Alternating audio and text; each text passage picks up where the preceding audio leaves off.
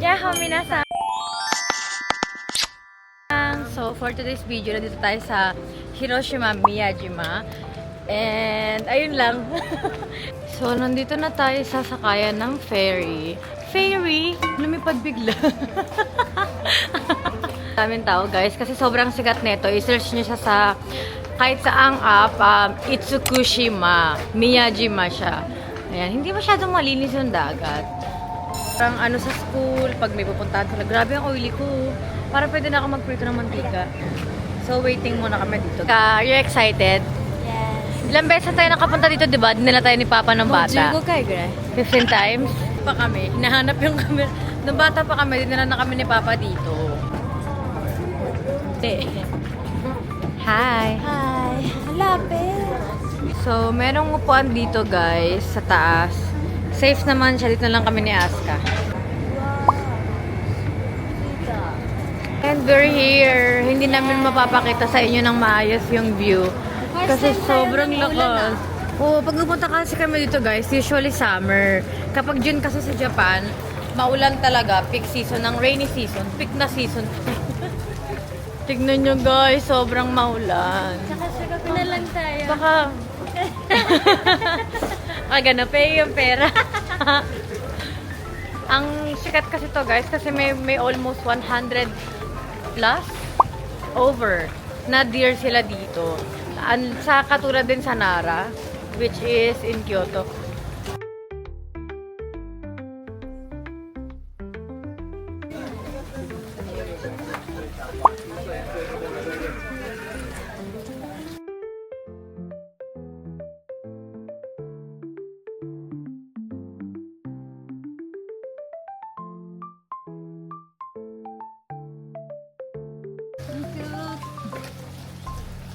Hindi ko alam kung magiging maganda ba tong kalalabasan ng vlog namin kasi Pero maganda sobrang yun. daming tao, tapos sobrang ulan, tapos ganito yung damit ko.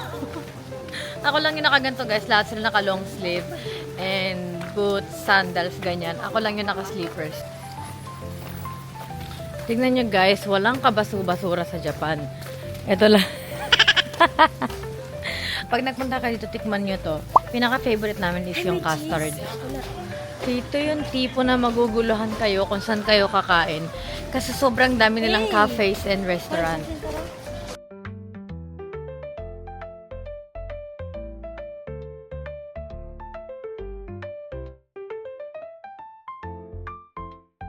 By the way, guys, ang pinakasikat na food sa Hiroshima is okonomiyaki and takoyaki like Osaka. Yes, sa Miyajima naman, kaki, which is the oysters. Sikat ang iwagaki dito and ano bang tawag dito? Anago? Anago. Yes, para siyang unagi na slimy fish. Sobrang famous niya at masarap siya. Though medyo similar siya sa unagi. Eel, yeah, E-E-L, eel. Ayun ang sikat na food nila dito and you should guys try this. Ano? Binibidyohan ni Aska daw to, guys. Kasi tignan nyo, sobrang straight niya. Yung papunta siya sa Yama. Yama means mountain pala, sorry. Sorry! And sa mga mahilig sa Rilakkuma, guys. Meron din silang shop for Rilakkuma. May mga biscuits, teddy bear, and a lot of keychain. Actually, napunta kami dito kasi gusto daw bilan ni Aska kasi rin ang pasalubong dahil mahilig daw siya sa Rilakkuma. Been there, done that. Para trauma lang. Kasi dati, ako nagbibili kay Aska ng mga ganyan pag nasa labas kami kila Akari. Eh ngayon, siya na bumibili kay Akari. Kaya nabawasan ako ng konting responsibilidad, obligasyon. Dapat yung magagamit din niya. Feeling ko nabili na. Sino bumili? Ay. Wala eh. Feeling ko yan ang maganda. Tako, yan. Feeling ko magagamit yan ni Akari. Wala. And syempre, hindi mawawala ang Starbucks. Alam niyo, gusto ko yung mga ganyang shop nila, parang local na local. Kumbaga sa atin parang sari-sari store na malaki. Kasi sobrang daming tao. Ayun ang sinasabi ko sa inyong sikat nila, Momiji. Pero pinaka-favorite namin flavor is yung custard. And here we are. Here we go. hear you there.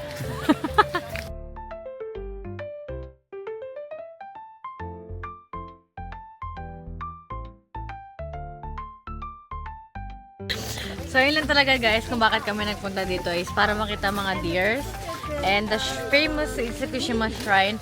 Unfortunately, kakasabi ko nga guys, paulit-ulit tayo, umuulan nga, basang-basa yung daan, so wala kami masyadong maikutan. Pero still, maganda pa rin siya, walang pagbabago, ang dami pa rin tao. Ayan na guys, yung mga famous nila. Alam niyo, ang dami niyo makikita ganyan, kaya lang, wala naman tayong name, syempre. Hindi yung pangalan. Meron ba dyan, Tati? Hindi yung pangalan. Pangalan, wood name. Oo. Ay, lugar ba yan? Hindi. Ay, hindi. May mga nakalagay na meaning. Ay, ito pala. April. Antonio. Ang layo ng ay. Bihin na mo siya na mite. Antonio ga. Ito yung Antonio. Andy. Gaya ko ba dyan yun eh? Ah, okay. Walang Tati. So, ito yung famous shop na binibilan namin palagi ng manju. Ayan. Nakikita nyo guys kung paano sila ginagawa. O, diba? Ang galing. Wow! Sobrang neat. So, diba? Nakikita nyo kung paano nila ginagawa. And ito yung bibili namin para kay Papa. Sa loob ng shop, meron silang famous Japanese, parang Zen Garden. Ayan, lalaki ng koi fish. Ang ganda.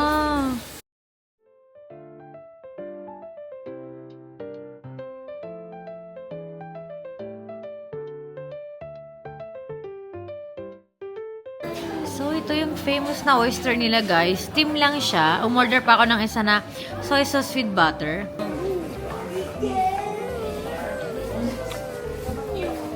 Oh my God! Ay, harap! Napaka-fresh niya. Yung sinasabi ko sa inyo guys na Anago, ito yung pinaka-famous nila. And ito yung misashiro syempre and mga side dish ng Japan. Ayun yung kay Asuka. Ito naman yung sa akin guys. Half lang kasi hindi ako makaubos. Ito naman, soup siya na merong itlog, poached egg with oyster. Ayan, 3 oyster ata yun nandyan.